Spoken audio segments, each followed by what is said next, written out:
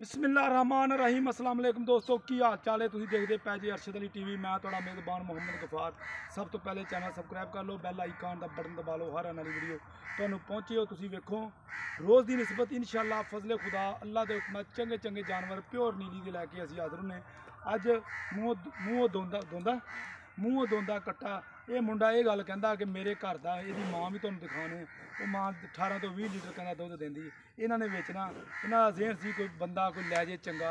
ये नस्ली कट्टा है प्योर नीली का भी कौमन वालियां असीं बड़े आए ने नहीं दिता ते बकाया इहनूं पुछ ये तुहाडे घर दा दस। हाँ घर दा कट्टा। अच्छा इहदी माँ का रिकॉर्ड दस, उच्ची दस, मेरे वाल ना वे। इहदी माँ दा 20 तो 22 लीटर दुध।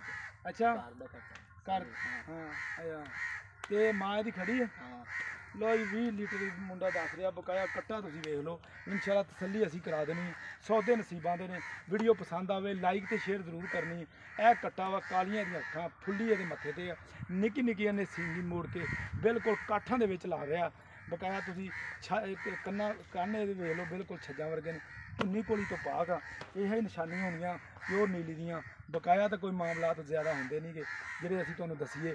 ये कन्नी इहदी 1.5 फुट लंबी है बकाया पुट्ठा इहदा असीं तुहानूं तसल्ली करा देनी। यह देख लो इहनूं कहंदे आ माली घर दा सोहना कट्टा बकाया छड्ड के इहनूं रोक यार।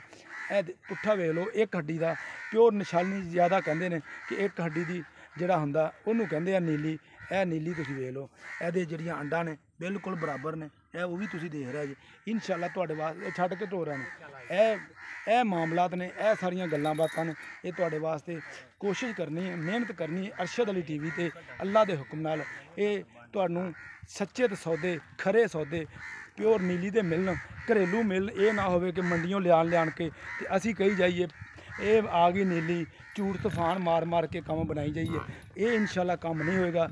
रोज़ी हलाल दी करके इंशाअल्लाह ज़हन यही है कि बिल्कुल हलाल दी रोज़ी करके खान दा अल्लाह यदी माँ को लै चल अल्लाह के हुक्म नाल। ये घरेलू आ माल इन्हां दा सारा ही। ये कोई बेचारे शरीफ आदमी ने मार केड़ी माँ दी यदी माँ यह बिल्कुल कादे का बराबर आ बिल्कुल ढाल तलवारी है। सूई आ हाँ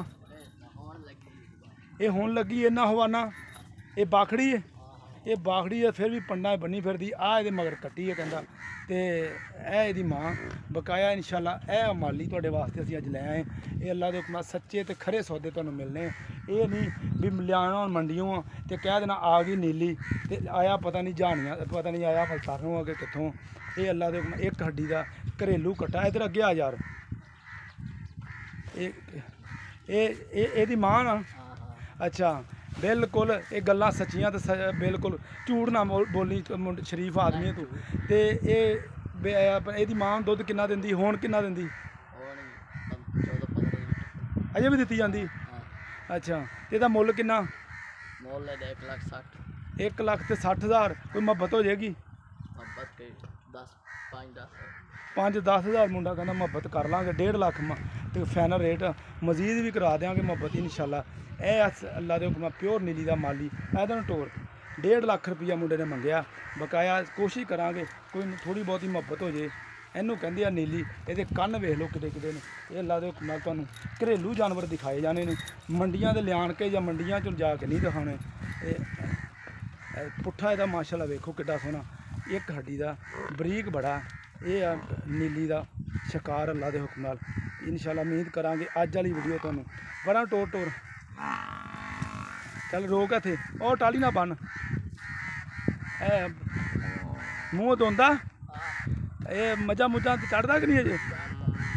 अच्छा मझा तो लग पिया चढ़न मूँह धोंदा।